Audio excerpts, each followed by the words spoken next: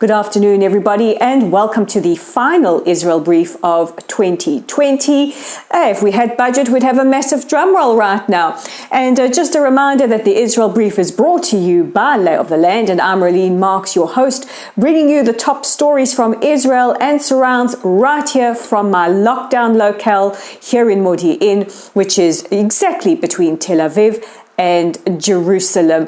And like many of you around the world, I'm excited to see the end of 2020 and all that it has brought with us, but also excited for the start of 2021. And hopefully it will be a year for all of us with abundance, good health, and joyful reunions. But let's take a look at some of those big stories that made headlines in 2020. And of course, the dominating story was the COVID-19 pandemic and how it spread around the world, affecting many of us, and Israel was no exception. In fact, Israel was one of the first countries at the start of the pandemic to go into a lockdown situation. And just as we thought we had it licked by locking down our airports, by putting everybody into their homes, and coming out of the first wave seemingly successful, we were hit with the second wave, and now we are in our third lockdown. And it has many debating, what has happened? Has Israel had a government effective enough to run with the pandemic? Well, we have been to elections already during this pandemic. We're going to elections again in March. We managed to cobble together a coalition government to try and get us through this difficult time that has been fraught with challenges. Some of the big challenges have been the impact of this virus on certain sectors of society, and some divisions that were already quite big to start with have been made bigger because of the effects of the virus from a social and an economic perspective. A lot of finger pointing happening this year towards the original health minister, Yaakov Litzman, until he stepped down, finger pointing to different sectors of society. Were they spreading the virus? Were they not behaving? Were they not listening to the government? And all this went on, and I'm sure many of you can report on a lot of similar events in your countries. But one thing we do end 2020 on is some hope in the form of the vaccine. Israel was one of the first countries to start rolling out its vaccination program, now lovingly dubbed Operation Give a Shoulder. And to date, we have nearly 800,000 people vaccinated. And by the time that we end this week and start the new year, we will have surpassed 800,000 of Israel's citizens who have been vaccinated. And we continue to lead the world per capita in the amount of vaccines carried out. And also a great point of pride is now we have many more people vaccinated than people who tested positive for the virus. And, it has been a year of tremendous loss, tremendous pain for a lot of us, in separation from our families, our loved ones, the inability to travel abroad. I know my father lives in South Africa and I would love to see him. And hopefully we will see travel start to resume at least at the end of the first quarter of 2021. Other big stories making those headlines. It was also the year of the woman here in Israel. Women's issues, both positive and negative, certainly made the headlines. From a positive perspective, we are the leading country in female entrepreneurship, and we are also very proud of our first lady lone soldier to be a pilot in Israel's Air Force. A tremendous success story indeed.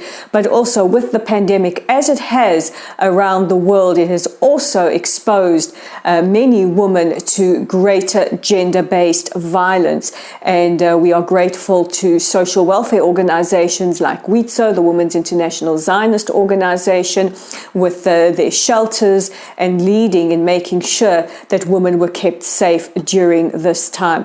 Gender-based violence has risen astronomically around the world, and high-profile people from right here in Israel to the Duchess of Cornwall in the United Kingdom and many across the world have been speaking out to highlight the dangers of that as the virus goes on.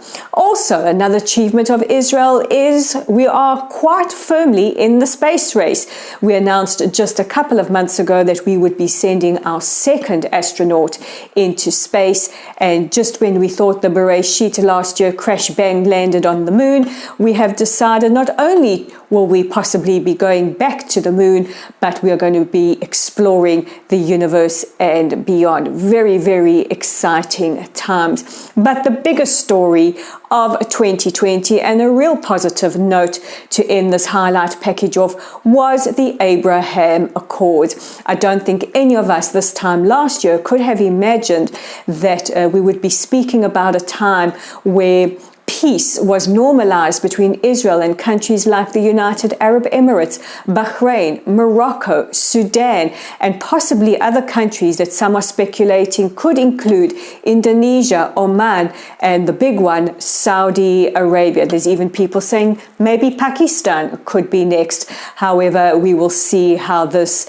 goes. But tremendous moment for Israel. And no matter where you stand on your politics with regards to the United States, we have to thank the Trump administration for pushing this forward, for making sure that this has happened. And it was a tremendous day for Israelis to see our Prime Minister on the lawns of the White House signing those accords with representatives from the UAE, the United States, and Bahrain, and the truly warm peace that has come out of it, the new friendships that are being born, the new business relationships, the incredible trade, the incredible cooperation that is starting to take effect between Israel and our new friends. And shortly, we will be seeing that with Morocco as well.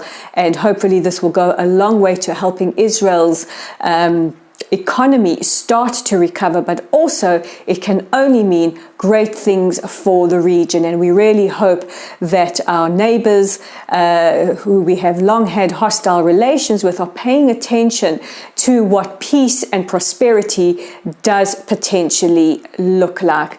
So from all of us here at Lay of the Land in the Israel Brief, after a year that has been filled with emotional tumult, of challenges and of separation, loneliness for many, and anxiety, we just want to wish you a year that's filled with abundance in every good way.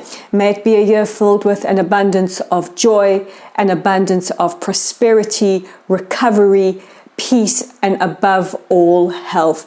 And this is also a reminder, if you're looking for something to do this weekend, I know many of us won't be going out to celebrate New Year's Eve. Many of us are in lockdowns wherever we are around the world. You're not alone, and we've got you covered with some really great content. So check us out on our website at www.layoftheland.online. We're on YouTube at the Israel Brief. Click on that big red subscribe button. You guys really help us get coverage and get our name out there to the world.